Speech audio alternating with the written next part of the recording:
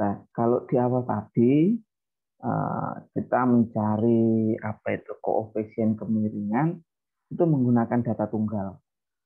Nah, tapi di awal itu sudah saya selalu wanti-wanti bahwa data itu ada dua, kalau data tunggal dan data berkelompok atau data tak berkelompok dan data berkelompok.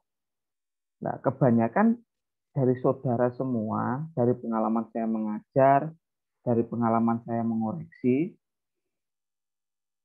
saudara-saudara atau mahasiswa itu mengalami kesulitan di data berkelompok.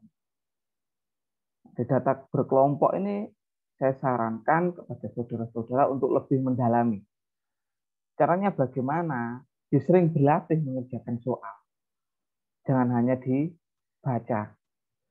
Sampai kapanpun kalau matematika itu hanya dibaca, ya masuk kuping kiri, keluar kuping kanan. Sedikit pengalaman saya dulu waktu belajar, ya saya harus melakukan. Apalagi saat saya belajar matematika diskrit, belajar matematika statistik, aljabar, apalagi hukum Mersenne, dan lain sebagainya. Kalkulus 1, 2, 3, bahkan sampai kalkulus lanjut. Nah, itu saya melakukan. Bahkan tidak perlulah kita cari contoh yang belum dikerjakan. Contoh soal itu loh kita kerjakan lagi. Nah, itu sudah salah satu cara kita belajar matematika. Jadi contoh-contoh soal yang saya berikan ini silahkan dikerjakan lagi. Setelah selesai nanti di cross check dengan hasilnya sama atau tidak. Setelah itu dikerjakan lagi lah. Itu salah satu cara belajar kita. Jadi jangan cuma dibaca saja. Silahkan dikerjakan, dicoba. Nah, ini. Nah, contoh soal data berkelompok. Nah, ini ada data berkelompok. Nah, ini bagaimana cara mencari apa itu koefisien kemiringan. Nah, tadi sudah saya sampaikan bahwa koefisien kemiringan ada 4 kan. Koefisien kemiringan pertama dari Pearson, koefisien kemiringan kedua dari Pearson, koefisien kemiringan dengan kuartil, dengan persentil. Nah, ini diberikan data hasil ulangan siswa SDX sebagai berikut. Nah, ini data berkelompok. Yang mendapatkan nilai 50 sampai 59 ada 11 siswa. 60 sampai 69 ada 23 siswa. 70 sampai 9 36 siswa. 80 sampai 89 ada 24 siswa. 90 sampai 99 ada 16 siswa. Nah, ini adalah data yang kita miliki. Lalu bagaimana cara menentukan koefisien kemiringan? Nah, ini adalah cara menentukan koefisien kemiringan dengan cara Pearson yang pertama atau koefisien kemiringan pertama dari Pearson. Ini. Nah, yang pertama rumusnya ini sangat mudah diingat. X bar dikurangi modus dibagi simpangan baku. Ini. Nah, berarti otomatis kan kita mencari X barnya, kita mencari modusnya, kita mencari simpangan bakunya. Nah, ini. Nah, kita cari dulu. Kita menggunakan AM. AM itu adalah apa itu? Aduh, lupa saya. Tafsiran, perkiraan, ya. Perkiraannya di mana? Rata-ratanya. Nah, ini menggunakan AM. Dugaan, ya. AM itu dugaan. X bar menggunakan prinsip dugaan. Ini silakan dibuka lagi. Nah, ini menggunakan dugaan. Nah, ini modus BBMU. BBMU itu apa? BBMU itu adalah batas bawah, ya, batas bawah interval. BBMU, batas bawah interval dikurangi setengah atau 0,5. P itu apa? Panjang. Panjang apa? Jangan sampai panjang tali dan panjang sebagainya. Ini panjang interval. B1, B1 itu apa? B2 apa? Silakan dibuka lagi. Lalu ada simpangan baku. Nah, ini ada P, ada FI, DI, kuadrat, dan seterusnya. Nah, ini menggunakan tabel. Jadi silakan saudara pahami lagi, pelajari lagi. Nah, setelah itu ketemu X-barnya, jari-jari, X-bar rata-ratanya 75,5, modusnya 74,7, simpangan bakunya 11,882. Silahkan dioperasikan, dimasukkan. Ketemulah 0,067. Nah ini, koefisien kemiringan pertama dari Pearson itu menghasilkan nilai 0,067. Nah ini.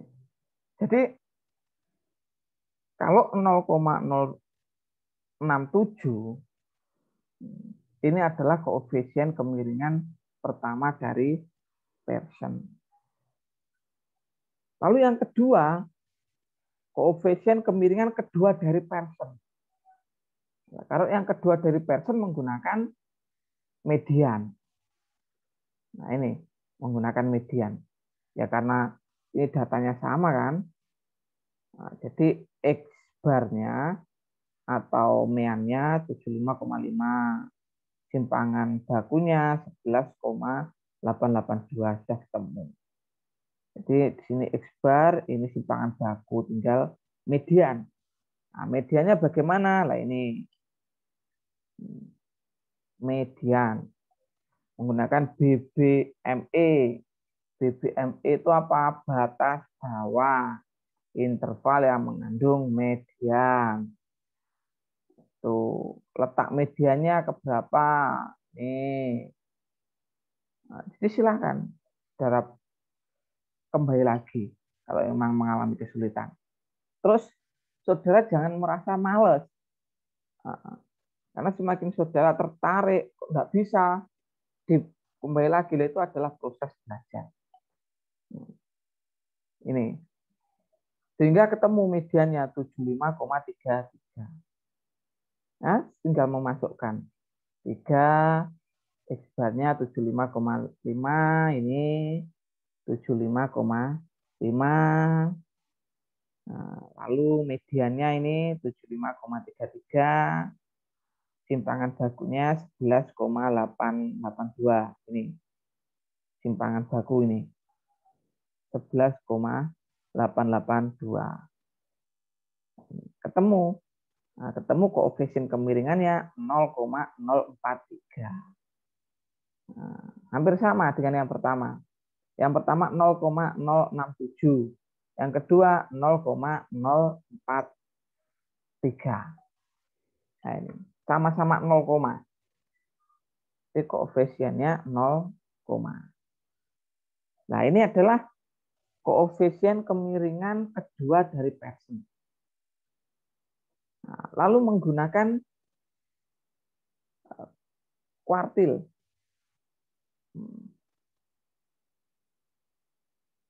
Nah, ini kalau kuartil. Kalau kuartil kita menggunakan K1, K2, dan K3 semuanya. Koefisien kemiringan K3 dikurangi 2K2 ditambah K1 per K3 dikurangi K1. Nah, kita cari dulu letak K1. Data ke-1-nya ini menggunakan rumus. Sehingga K1 terletak pada kelas interval kedua ini. Karena apa? 27,75. 11 tambah 3. Ini berarti ada di sini. Nah, 2. Nah, dimasukkan sini. Terus K2.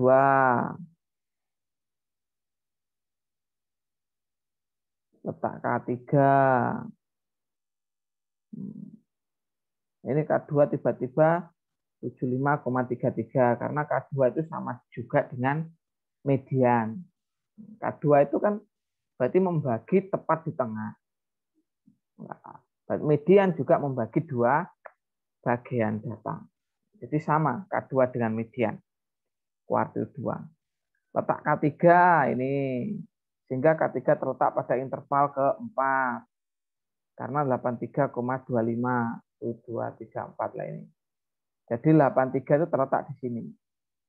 11 tambah 23 tambah 36. Terus di sininya. Ini 83 ini di sini. Temulah K3-nya 84,71. Sehingga tinggal memasukkan kepada rumusnya. K3 ini 84,71. 2 K2-nya ini median 75,33. K1 ini 66,67. Terus 8 K3-nya sama. Nah, ini yang depan kurangi yang belakang. Nah, ketemulah 0,04. Nah, oke. Jadi koefisien kemiringan menggunakan kuartil mendapatkan hasil 0,04. Sama. Yang pertama 0,067, terus 0,043, yang ketiga 0,04. Nah, lalu yang berikutnya menggunakan persentil. Koefisien kemiringan menggunakan persentil. Ini kalau menggunakan persentil. Nah, jadi yang dibutuhkan adalah P90, P50, dan P10. Nah, ini P10. Bagaimana cara mencarinya? Seperti ini. Oh, ini dulu deh. Ini dulu. Letak P10 di mana? Nah, data ke 11,1. Ini kan data ke 11.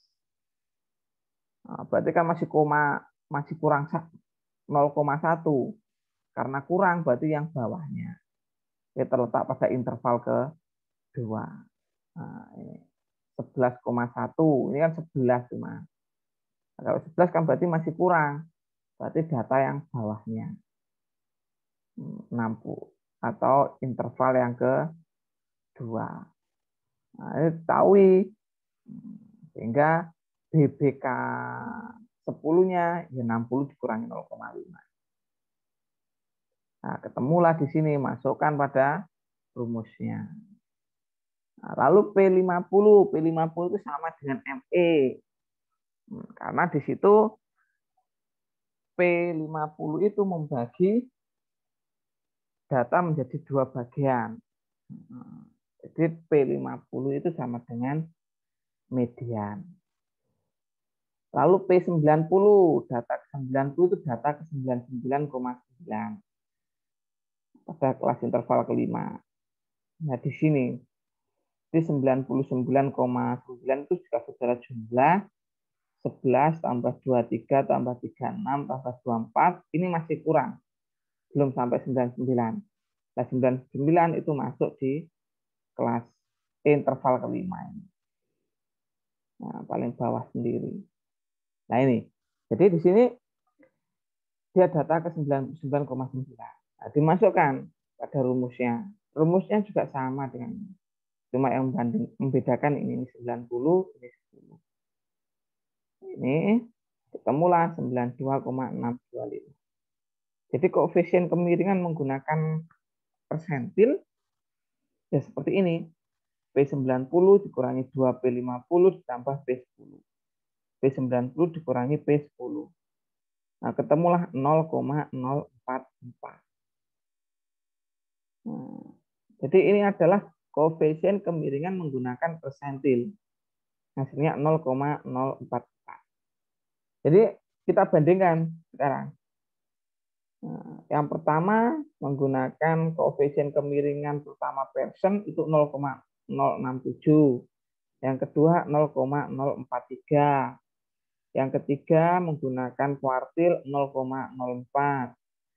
Koefisien kemiringan dan menggunakan persentil itu 0,044. Jadi keempatnya menghasilkan 0,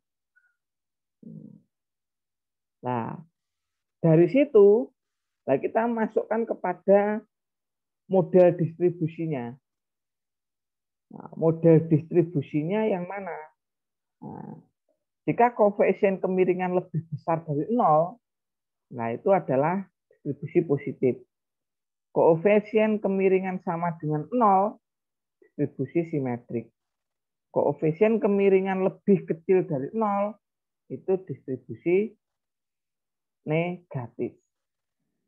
Nah, ini. Jadi kalau kurang dari 0 itu negatif, kalau lebih dari 0 itu positif, kalau sama dengan 0, nah itu distribusi simetris.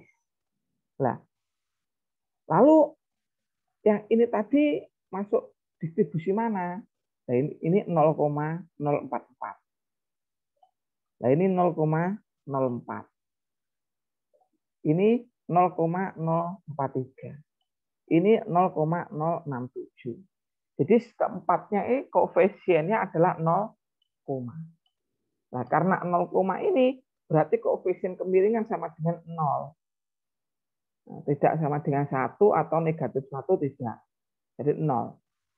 Nah, karena di sini nilainya 0, pembulatan secara bilangan bulat 0, ya, di bilangan bulat ya, bilangan bulatnya 0, nah, makanya di sini ini disebut dengan distribusi simetris.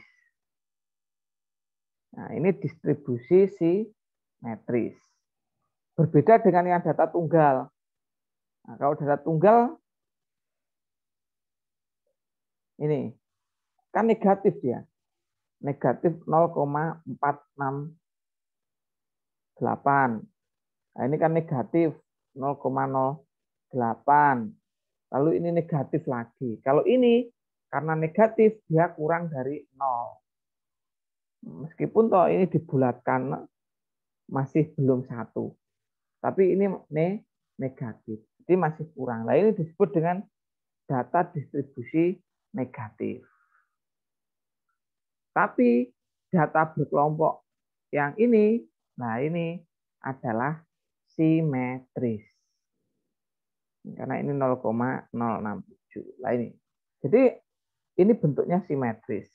Nah, ini saudara bisa lihat pada contoh tes formatif 1, kalau tidak salah nomor 5 ya. 5, 6, 7, 8. Nomor 9-nya nanti menjawab bahwa ini apa itu jenis distribusinya adalah distribusi simetris. Nah ini adalah contoh soal menentukan koefisien. Jadi saya yakin sangat mudah. Nah, saudara bisa menentukan. Nah, jadi koefisien kemiringan ini adalah koefisien kemiringan.